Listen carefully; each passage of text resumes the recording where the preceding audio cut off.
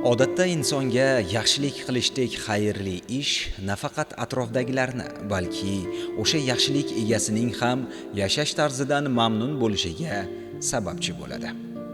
Agar o'sha qilingan yaxshilikdan to'g'ri yo'lda emas, mehnatdan qochib o'z manfaati yo'lida foydalangan insonni uchratsangiz, o'sha qilingan yaxshilikka, ishonchga achinib ketasiz. Bugungi suhbatdoshimiz ham bir vaqtlar hattoki o'z jigari, ukasi aynan shu narkotik dorilar iskanjasida azob topishiga qaramasdan psixotrop moddalar savdosi bilan shug'ullangan. Ayoli ota-onasining bu yo'ldan qaytishi uchun jon kuydirishiga qaramasdan og'u ketidan topgan pullariga kayfu safoni davom ettiravergan.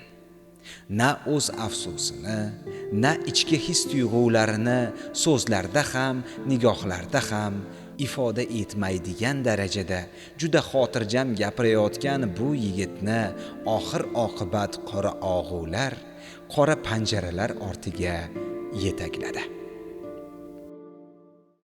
Assalomu alaykum. Mening ismim Dildora. Ko'rsatuvni boshlovchisi va muallifi bo'laman.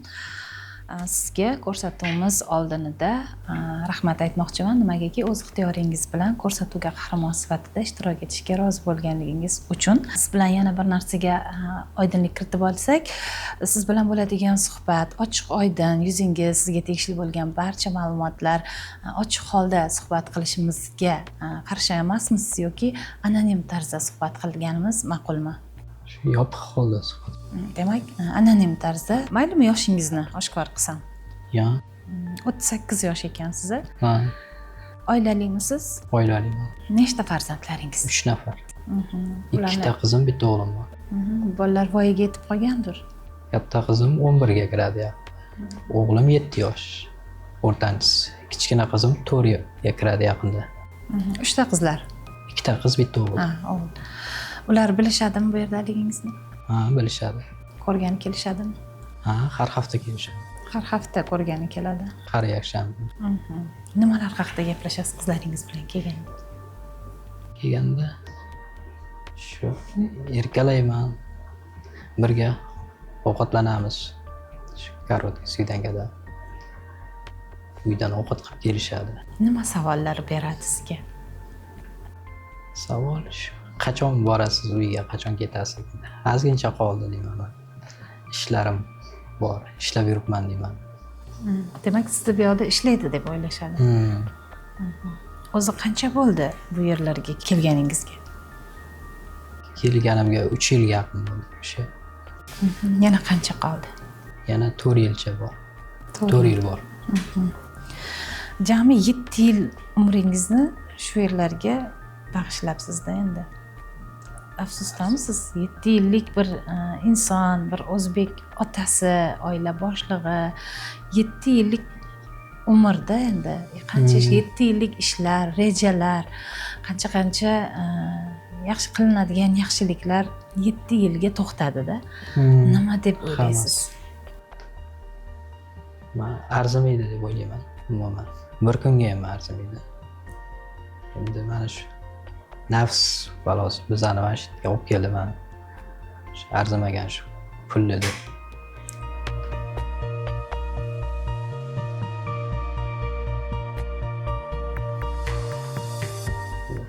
Oila bag'rida bo'lganga bir kun ham bo'lsa, farzandlaringiz yonida bo'lishiga arzimaydi.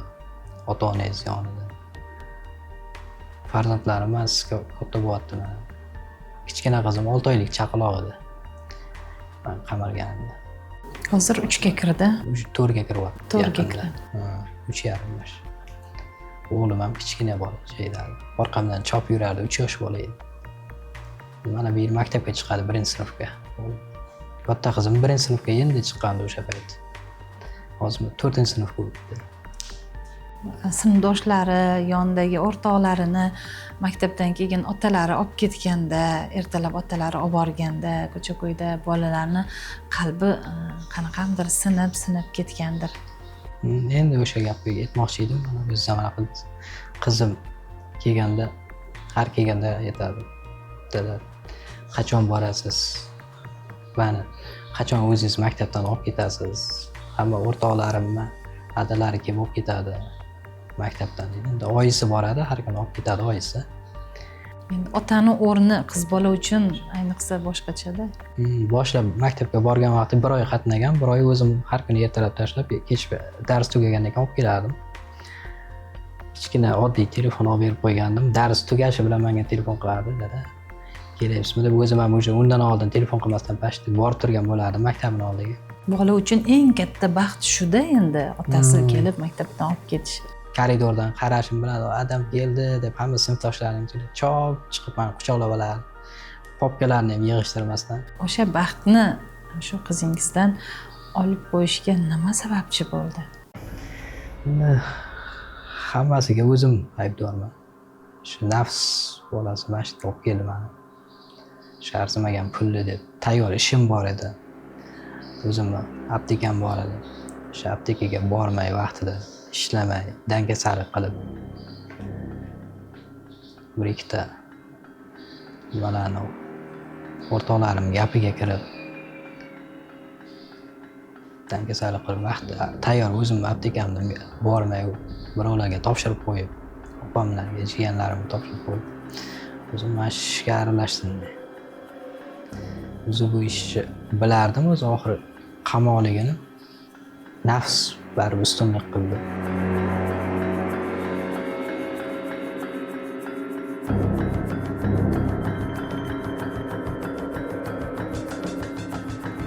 Ota-onangiz hayotmilar?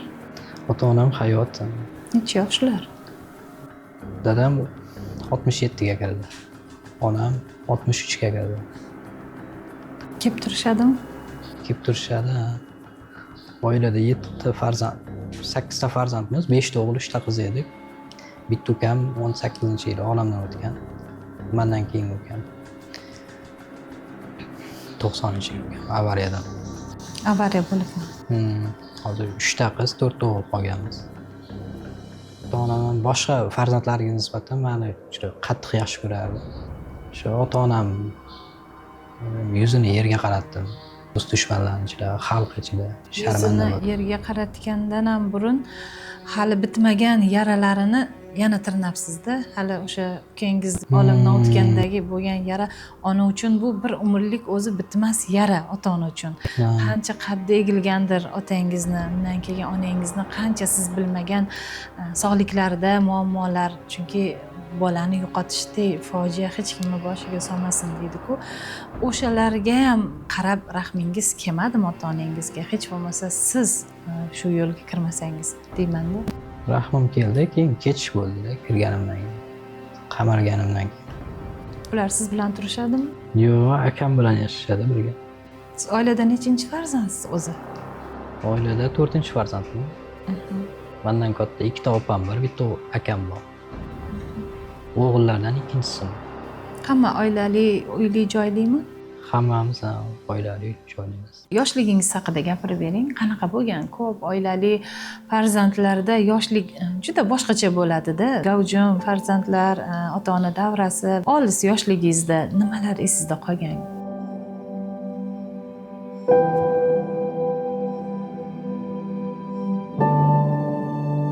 Yoshligimda hammamiz oldinma ketdim. Katta bo'lganmiz. 2 yosh farzandli. 5 ta o'g'il, 3 ta qiz bo'lganmiz. Hammamiz bitta uyda yotardik, bitta xonada, kattasi. Bitta ko'rpada yonma qator yotardik. Ukalarim ham mendan keyin oldinma ketdim. 3 ta ukam bor. 2 yosh farqimiz. Birga o'ynab, birga katta bo'lganmiz. Bu ish-pishlarni ham birpasda qilib qo'yardik hammamiz birgalikda. Qiyinchiliklar ham bo'lganmi? Qiyinchiliklar bo'lgan, o'ziga yarasha. Boshlab maktabga borgan vaqtimiz bitta ko'ylak, bitta shim olsak, o'shani shu maktab tugatguncha kiygan vaqtlarimiz ham bo'lgan. Onam uy bekasi bo'lgan, ishlamagan. Dadam ham oldin ishlardi, keyin ishlamasdi. Fermer edi, dehqonchilik qilardik. Shu dadamga yordam berardik dehqonchilik ishlariga. Maktabni hammamiz oldinma ketib bitirdik. Boshlab opamlarni bitirishdi, ularni o'qitishdi dadam. Ular oliy ma'lumotlimi? Na, kitobam. Ularni turmushga chiqardik. Keyin akamni o'qitdi dadam. Keyin akam o'qib yurgan paytlari men ham maktabni bitirdim. O'sha paytda keyin bitta amaqim Toshkentda Yunusobodda yashardi. O'sha amaqim borgan to'yga O'shanda keyin amakam ham o'qirdi, ham o'zini nima ishi aptekasi bor edi. O'sha amakingiznimi? Keyin o'sha amakam keyin meni bu yoqqa Toshkentga olib kelgan maktab bitirishim bilan. Shundan shu 2006-yil kelib, mana shu o'qib, ishlab shundan mana shu Toshkentga olib keldim. Hozir doimiy yashash joyingiz Toshkentdami? Toshkentda. Yoki Samarqandda? Toshkentda. Oilangiz qayerda? Oilam shu yerda Toshkentda. O'zingizni uyingiz bor? O'zim uyimiz bor. Shu ishlab uy-joy qildik. Keyin uylandim. Oldin ishchi bo'lib ishladim. Amakimdan keyin boshqa bir. Keyin o'zim apteka qilishga harakat qildim. O'sha amaklarim yordam berdi. Apteka qilib shu ukalarimni ukalarim ham keyin meni sohamdan ketdi. Ular ham maktabni bitirishdan oldin men ketdim. Keyin ularni chaqirdim yordamga. Shundan beri shu o'zimiz apteka yuritib, o'zimiz o'sha soha bo'yicha o'qib. Qarang, sizni amakingiz shu sohaga qiziqtirgan, olib kelgan, shaharga sizga yordam bergan, qo'llab-quvvatlagan. Lekin bugungi kunda amakingizni xabari bormi? Xabari bor. Nimalar deydi, gaplashdingizmi? Keldi bir ikki marta chiqqanimdan keyin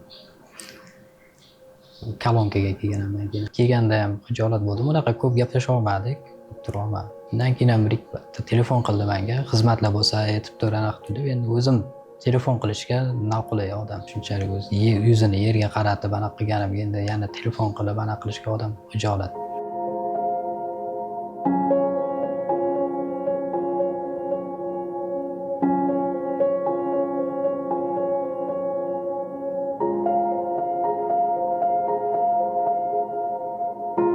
Umuman mana shu 3 yil davomida o'zingiz bir isloh qildingizmi? O'zingiz bilan gaplashib, bir o'zingiz muhokama qilib, qayerda xato qildim, qayerda nima qildim, nima qilmasligim kerak edi, nima qilsam bo'lar edi degan bir vijdoningiz bilan, o'zingiz bilan suhbat qila oldingizmi? Qildim.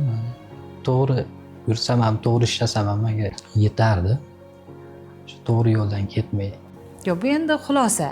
Shunaqa qildi. Lekin xato qayerda boshlandi? Desam ekan, dorini aralashmasligim, ishlamasligim kerak edi qo'limda. Taklif qilishsa ham yo'q deyishim kerak edi. Qachon xato qilishga boshladingiz? Qachondan qiziqdingiz? Kim qiziqtirdi sizni? Shu 2022-yilda boshlarda mana shu o'zim ko'rib, bilib, eshitib yurib, bu dorini eshitib yurardim. Keyin o'sha tanishlarim, bir-ikki tanishlarim topib bering deb qo'ymadi. Keyin so'rab surishtirsam bor ekan tanishlarim. O'shandan keyin bir-ikki marta olib keltirib berdim.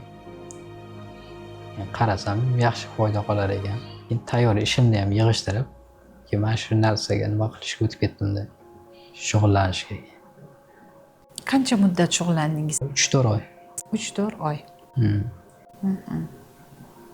Demak, psixotrop dorilarini olib topib berdingiz-da. Endi boyagi dorixonada emas, siz ko'chada qildingiz. Yo, dorixonada sotdingizmi? Yo'q, ko'chada. Ko'chada topib berdim. Keyin qarasam, anaqa bo'lgan ekan, tayyor ishimni ham yig'ishtirib qilmay qo'ydim deb, bormay qo'ydim aptekamga.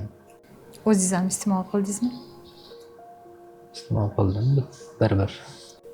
Qanaqa foydalari bo'ldi? Foydasi o'sha yengil pul topish bo'ldi, to'g'rimi? Foydasi faqat shu yengil pul topish. Lekin o'sha puldan keng imkoniyatda foydalandingizmi?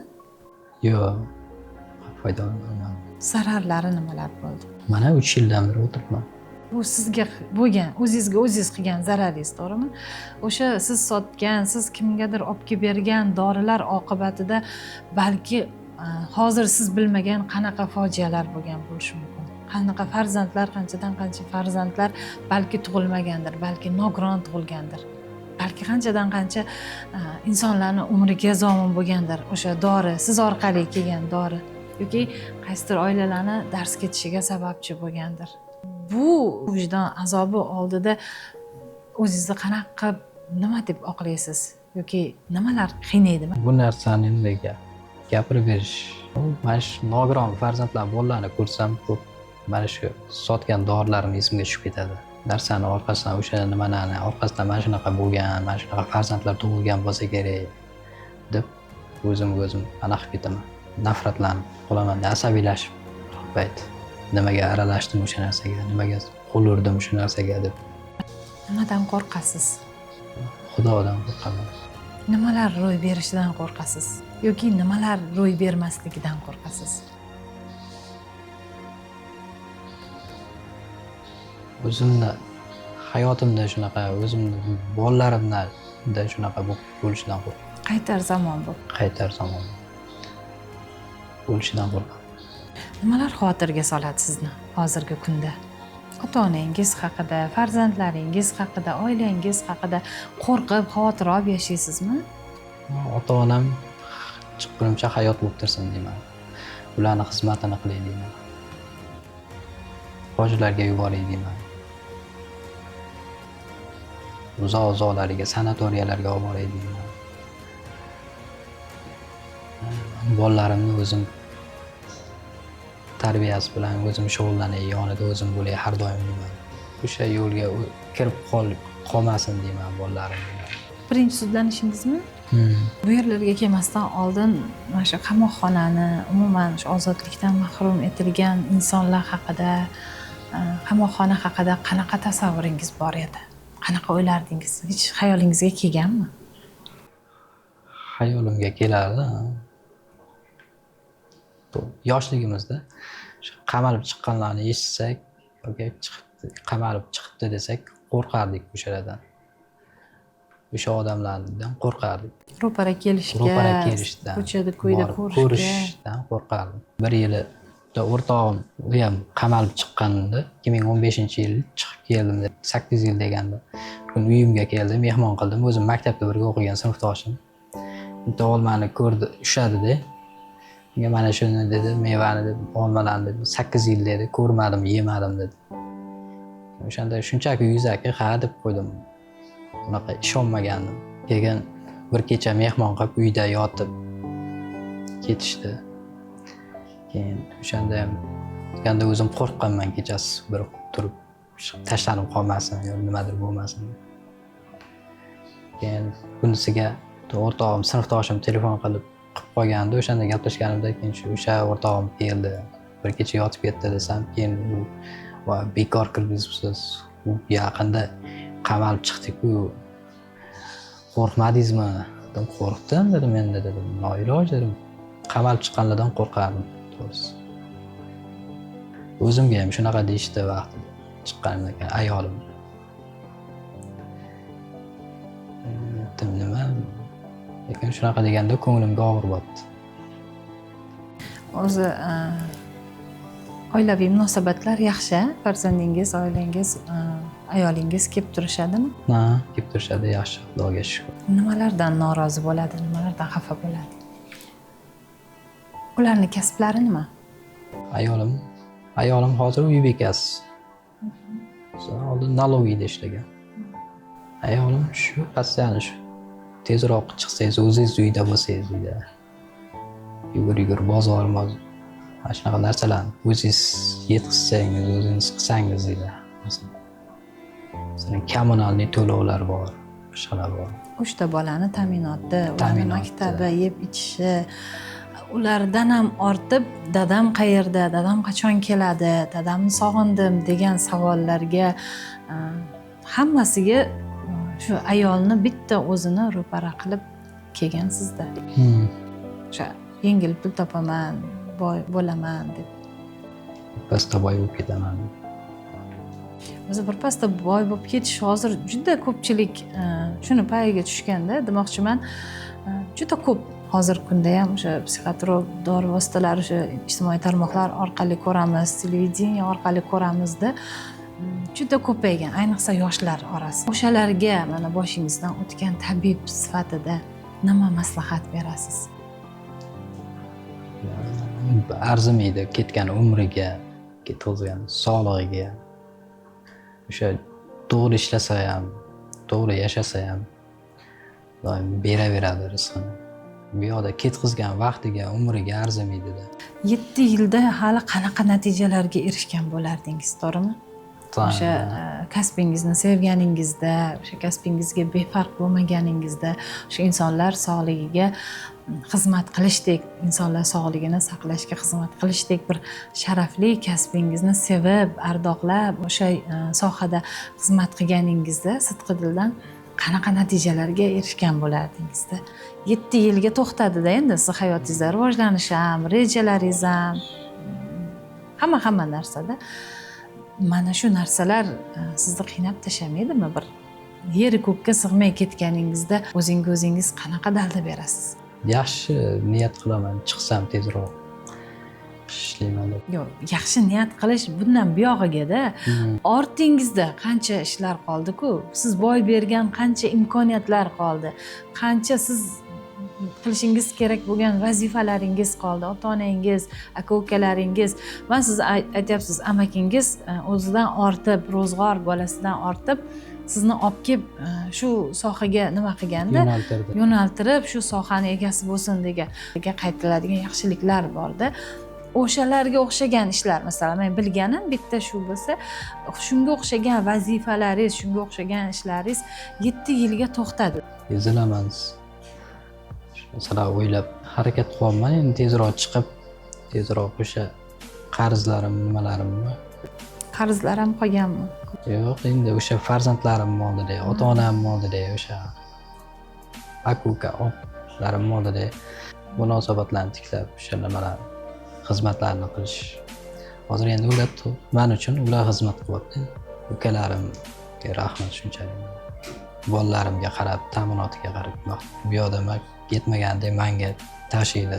Issiq kiyim bilan, yeb ichishim bilan shunchalik.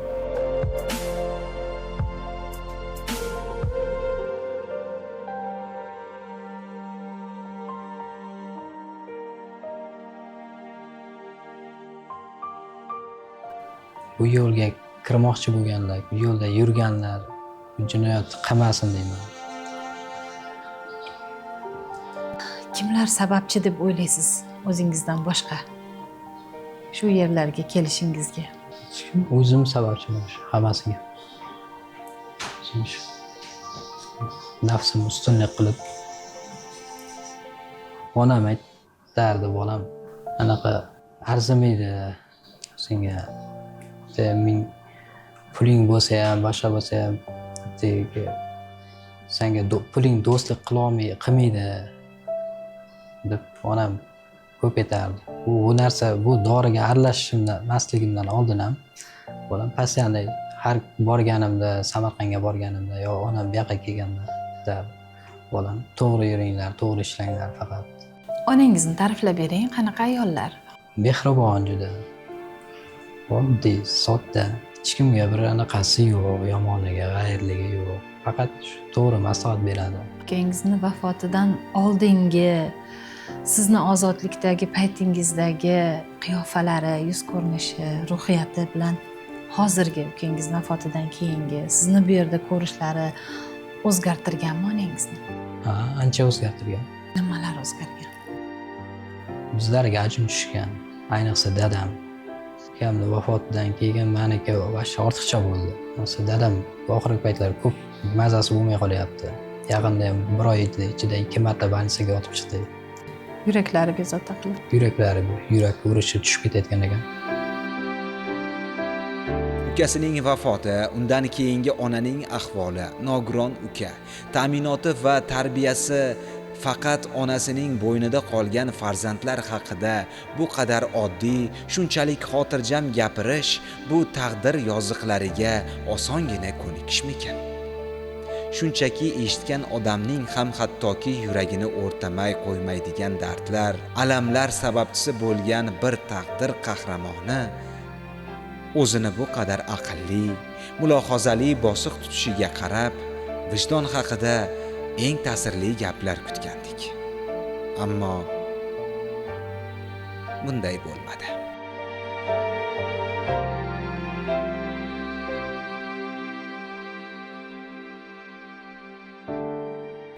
Kimlardan nafratlanasiz?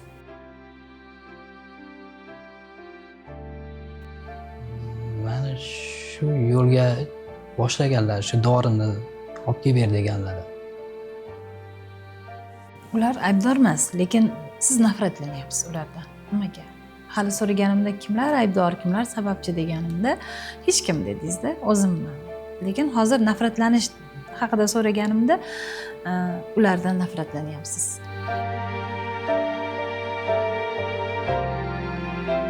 Ular balki o'sha dorini iste'mol qilmaganda, chaqirtirib aytmaganda man qo'l urmasmidim deyman mana shu narsaga. Balki siz ham aytishingiz mumkin edi-ku ularga iste'mol qilma. Pul haqida o'ylaganda u gaplar o'z-o'zidan jim bo'lib qolinadi-da, odam to'g'rimi? Asosida o'zim sababchiman. Shu 3-4 oy nimalar qildingiz? Kimlarga olib kelib berdingiz? Qancha miqdorda olib kelib berdingiz? Shu so'ragan paytda olib kelib berardim. Bir oyda 2 marta. Shu aytgan necha pochka desa, 5 pochka desa, 5 pochka, 10 pochka desa, 10 pochka. Oxir oqibat nima bo'ldi? Oxir oqibat bir kun oldin telefon qilishdi menga, Telegram orqali. Zard o'sha kerak dedi, Zardex dedi, 6 pochka dedi. Keyin aytdim, xo'p dedim. O'zi bor edi, olib keltirib qo'ydim, bor dedim. Ertalab 6 ga olib kelib bera olasizmi dedi. Kech payt, bir kun oldin kech payt gaplashdim. 8:30 da olib borib berdim. Shunda olib borib bersam shu. Olib borib berganimdan keyin shu yo'lda ketayotgan vaqtim bu olgan odamimni birinchi ushlashgan ekan. Keyin o'sha bilan birga borib, keyin meni to'xtatishdi yo'lda. Manda sizdan oldi hozir dedi. Aytdim, ha, men berdim. Biz bilan yurasiz dedi. Siz uyingizda ham saqladingizmi shuncha dorini? Ha, uyimda ham. Ayolingiz bilarmi? Ayolim bilmasdi. Ko'rganda, ko'zi tushganda aldagansizda. Ko'rgan, bir marta qilgan, yo'limga chiqqan. Mana adasi iltimos qo'ying shu ishingizni, bolalarni o'ylang dedi, qarang bolalarni. Qilmang shu ishingizni dedi. Ya xo'p, shu oxirgisi bo'pti, qilmayman dedim-da.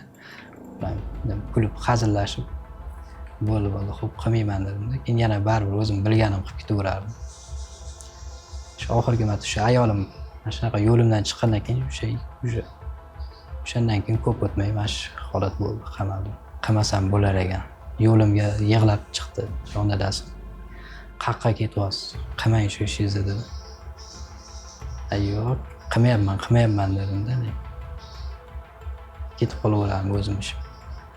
Bolalaringizni hayoti bilan bog'liq narsa-ku bu. Otasizlik boshqa yoki otasi qayerda degan savol, otasi qamaldi degan tamg'ada endi bu ichki yashirin isnodda bu qiz uchun, farzand uchun ham boshqa. O'shalar haqida o'ylaganingizda bir junbushga kelasizmi? Bir ichingizdan nimadir eshitilmaydigan bir hayqiriqlar, nimadirlar bo'ladimi? Ha, ichishimdan ezilaman, yig'layman. Bolalarim ertaga o'rtoqlari so'rasa, nima degan odam bo'laman. Salibda xudo andali bo'laman.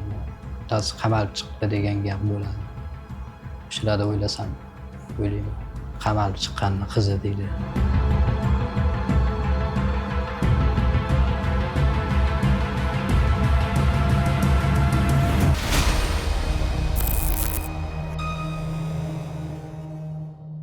Nimalardan qiynalasiz? Kimlarga qanaqa gapingiz bor? Otangizga, onangizga, ayolingizga, farzandlaringizga telefon qila olmasangiz, shu efir orqali ayta olmagan gaplaringiz nimalar?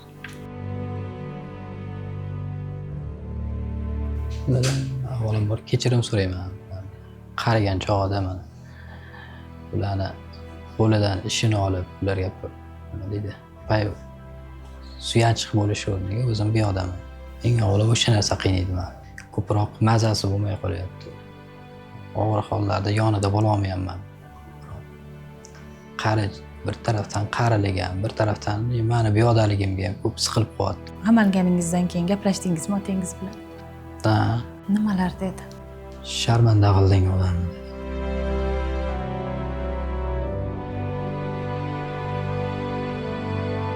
Amakingizga nima degan bo'lardingiz? Ulardan ham uzr so'rayman, kechirim so'rayman. Tezroq chiqsam shu. To'ylar qilyapti. To'ylarda xizmat qilsam deyman. Yana qancha qoldi dedingiz chiqishingizga? 3 yilmi? 4 yil. 4 yil.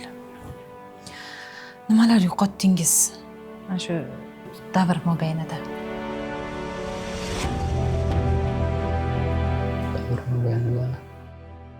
Vaqtimni yo'qotdim.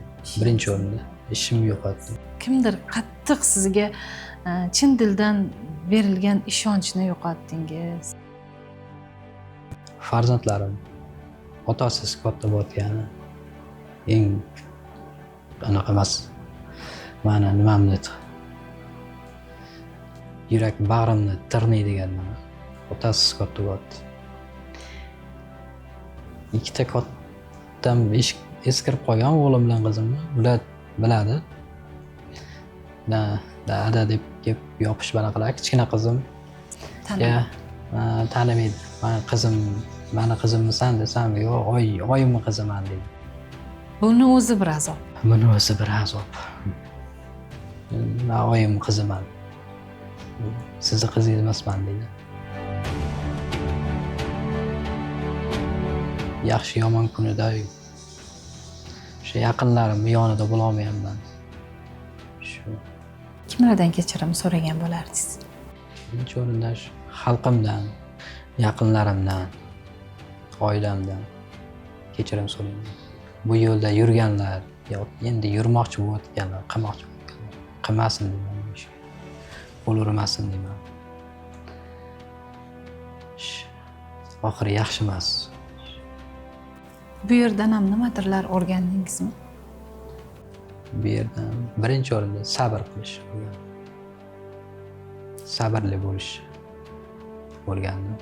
3 yil, 4 yil oldingi vaqt qaytganda qanaqa inson bo'lardingiz? 3 yil oldinga qaytganda edi bu hayot.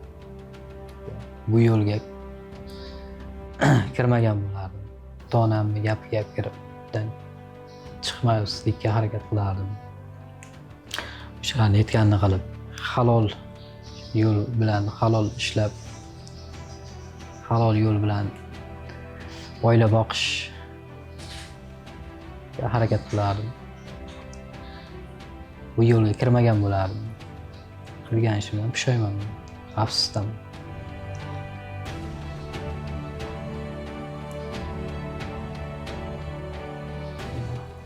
Boshqa qaytarib jinoyat qilmaslikka va'da beraman. Juda ko'p gaplar gapirish mumkin edi-da sizni o'rni. Balki siz tabiatdan balki shunaqa kam gapsiz shekilli-da. Lekin sezdim shuni, chin dildan afsusdasiz. Hayotingizda shunaqa xato qilganligingizdan, shunaqa boshqa yo'lga yurganligingizdan, adashganligingizdan pushaymonsiz. Bu yog'iga ham xato qilishga haqqingiz yo'q. Mushkulingiz oson bo'lsin. Tez orada oilangiz bag'riga boring, ota-onangizning xizmatini qiling, ota-onangizning umrlari uzoq bo'lsin, sog'-omon bo'lsin. Kattakon rahmat, tanishganimdan xursandman. Sog' bo'ling. Qamalganiga butun oilani ko'niktirgan farzandning bu qadar bemalol, bamayli xotir yashashi odamni birozgina hayratlantirdi va tashvishga soldi. Uning bor dardu xayoli tezroq ozodlikka chiqish, ammo bu inson sotgan dorilar ortidan ehtimol qanchadan qancha taqdirlar teskari aylangandir. Farzandlar nogiron qolgandir. Bu haqida o'ylash uchun ham inson ozroq hushyor bo'lishi, ozroq xavotirda yashamog'i kerak emasmi? Afsuski bugun bu suhbatda bunday jur'atni, bu zardani topa olmadik. Faqatgina oilasidagi keksa ota-onasiga, farzandlariga sabr toqat tiladik. Hech bir bandaga farzand dog'ini ko'rsatmasin, toki ota-onalarimiz qarigan chog'larida izzatda, hurmatda yashab o'tsinlar.